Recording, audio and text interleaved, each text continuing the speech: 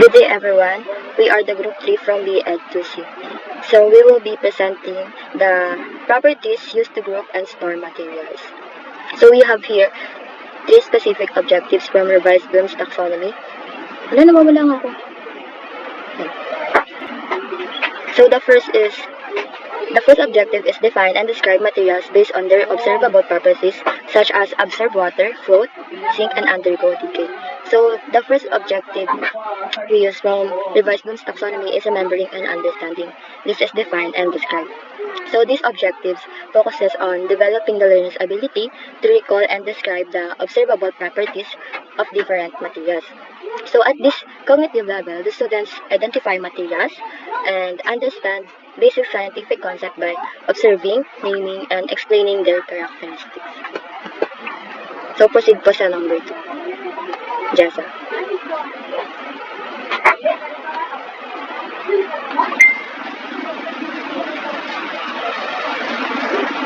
Jessa, ikaw na. I'm sorry po.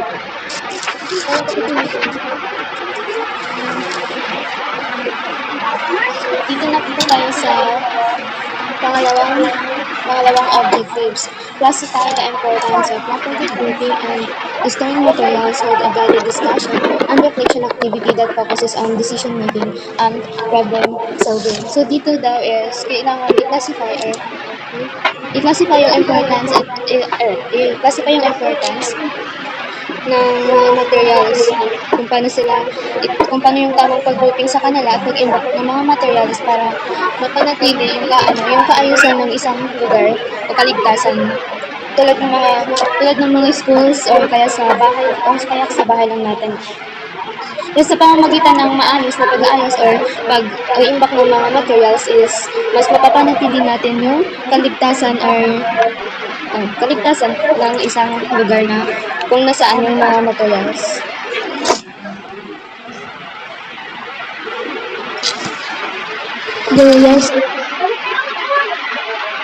So the third objective is create the effects of decaying materials on health and safety through a visual presentation of complex steps.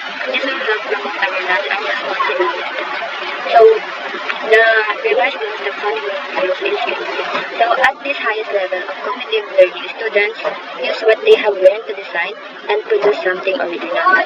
So the goal of this activity is to help learners about how decaying thing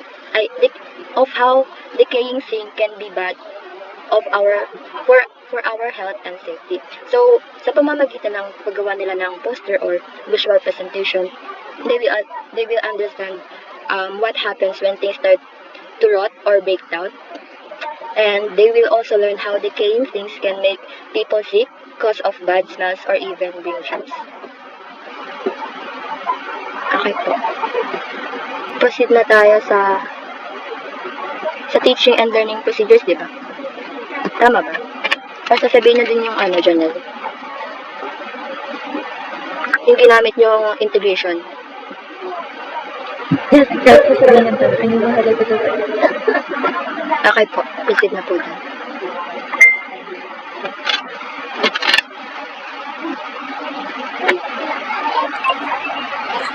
Next is yung horizontal alignment. Dito yung integration horizontal alignment is yung different subject pero same na grade level.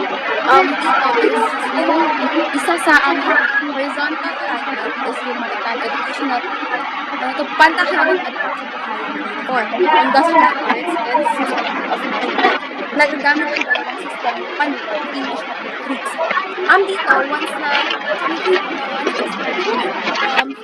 yung kapag nag-test kami ng sick and food, dito namin i-measure yung water para ma-identify yung fairness ng yung kapag nagsukat namin. Or para ma-identify namin kung sino yung unang na lumubog at sino yung mas matagal na lumubog. Meron din kami activities na sa TLE namin na connected din sa yung measurements ay kinakailangan pag magawa ninyo activities na yun. Next, yung pangalawa. Ayun, next naman po is matatag English. For ito yung nahanap ko sa matatag, which is describing in use and appropriation the adjective. Describing the properties of objective po siya. So, mali yung nakalagay po dito ng hard, soft, and rough, and smooth. So, dito, i-describe mo nga, katulad na sinabi ko kanina, i-describe kanina na kung ano ba siya, kung ano yung water niya, and fluxive niya, and under decay niya. Parang i-describe mo kung ano bang meron dun sa kanilang tatlo. And next is reading and understanding simple. So, hindi na po kasama yung product label sa hindi ko naayos. Pasensya na. So, dito, reading and understanding. Parang, mag-ano kami na may nakalagay po doon na, parang explaining kung ano po ba siya, kung ano yung meron po sa water and kung sige po. And sa, dito. Next po.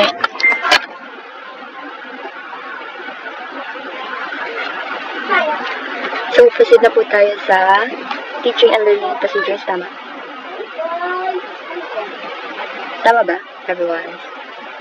Teaching and learning Yes. procedures. So, doon na tayo sa letter A, activating prior knowledge, till A1, minds and moods.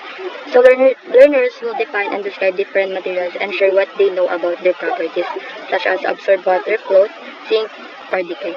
So, yung mga materials na gagamitin namin dito is pictures, such as yung sponge, plastic, paper, and leaves. And the other one is mood cards. So, dito sa mood cards, gagamit kami ng mga iba't ibang emojis. So, tatlo yung emojis na gagamitin natin. So, makikita natin siya dito sa directions. So, sa directions, start the class, we will look at some common materials and think about what happens to them in real life. You will answer a few questions and connect your ideas to what you see in the pictures. So, dito na kami magpapakita ng mga materials after namin, wait lang. Dito na pala kami magpapakita ng mga materials. So, magpe-present kami dito ng mga images, sponge, plastic, paper, leaves. And encourage close observation of texture, color, and condition. So, dito i-encourage namin yung mga students na i-observe kung meron bang nangyari sa mga materials na ipinakita namin once na inilagay namin siya sa water or hinayaan sa labas. So, meron din kami provide na as guiding questions. So, yung first bullet is, which materials do you think float when placed in water? So, ito ba ay sponge, plastic bottle, paper, or leaf? Second bullet is, which of these can absorb water? What happens if food, paper, or leaves are left outside for many days? Which two might decay or not? So, ito yung sinasabi kong emotional connection, minds and moods. So, mag-ask kami ng questions, how do you feel when you see decay or dirty things? So, the students hold up an emoji card to share how they feel. So, magbibigay kami ng mga mood cards sa students kung ano nga ba yung magiging feeling, na kapag nakita nila yung decay or dirty things. Kung mag-curious ba sila, ma-amaze ba sila, or madi-disgust. Proceed po sa letter B. Ayun, parang dito naman is-establish ang lesson purpose ng aims niya po. Ano yung purpose ng sinabi dito.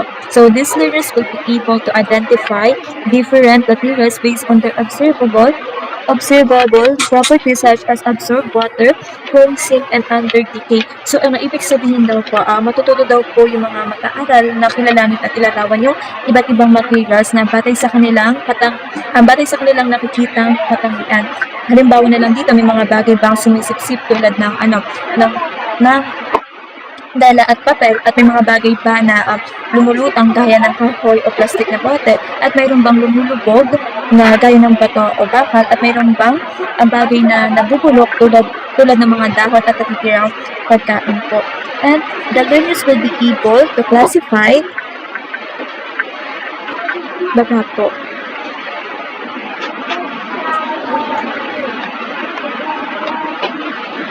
And materials according their properties, groupings, observed versus non-observed, absorbent, decaying versus non-decaying, and explain the importance of storing them properly. So, dito naman po, hindi lang siya basta makakilala yung materials niya, kundi may ihanay o makakategorya po siya ng tama. Halimbawa po dito po yung product na sumisipsip yung tubig, tsaka hindi, at dito yung product na hindi yung sumisipsip ng tubig, tapos dito naman yung mga nabubulok sa hindi na bubulok po.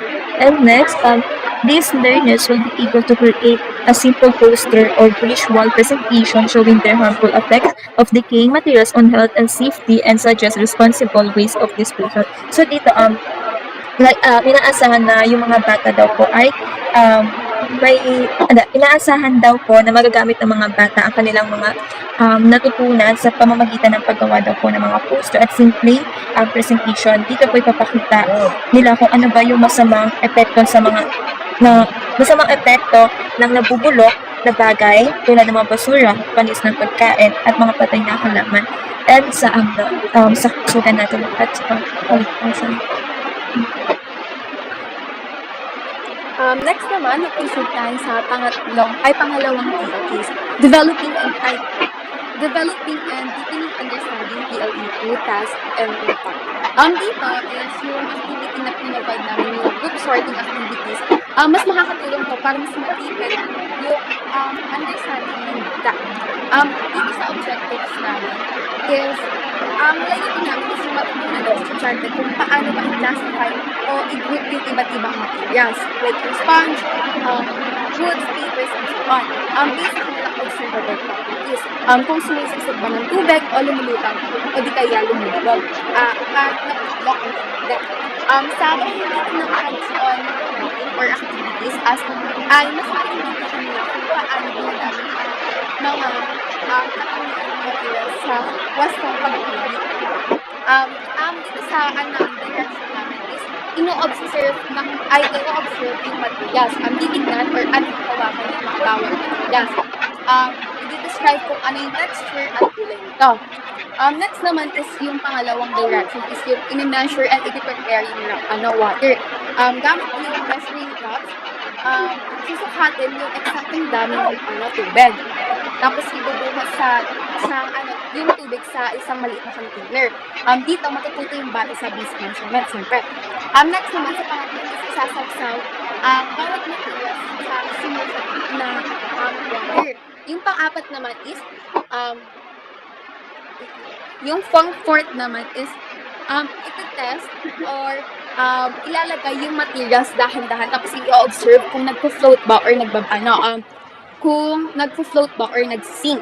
Last, yung pang-fifth naman is iti-test kung nagde-decay ba. Yung decay is kung nabubulok ba or hindi yung isang prutas. Yung pang-sixth naman is i-group na or i-differentiate na yung mga materials sa kung ano yung observe nila. Next naman, pang-last is i-discuss na kung ano ba yung na-observe ng bata. Yun.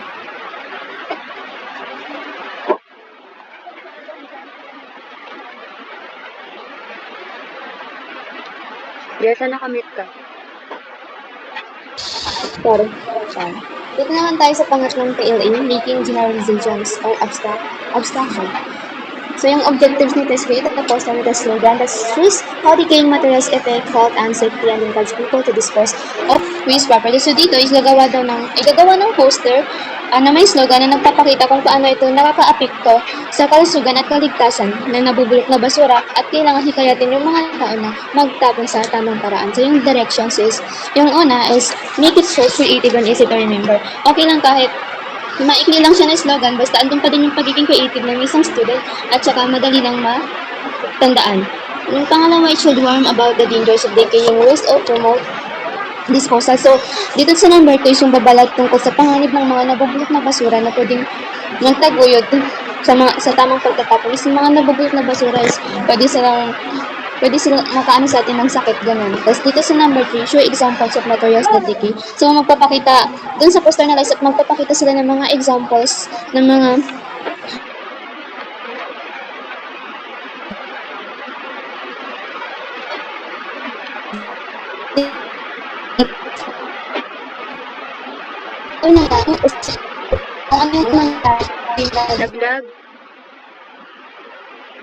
Naglag. Naglag ba, Jessa? Ha? Okay na?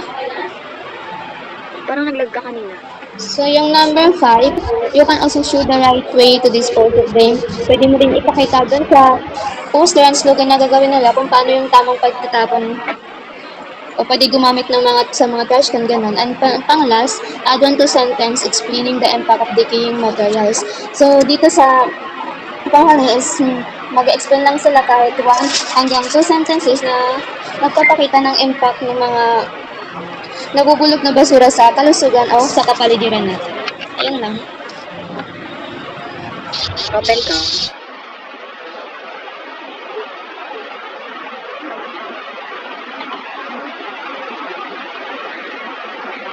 And that's all. Ito lang po yung aming presentation.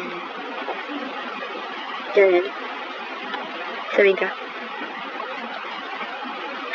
Okay na.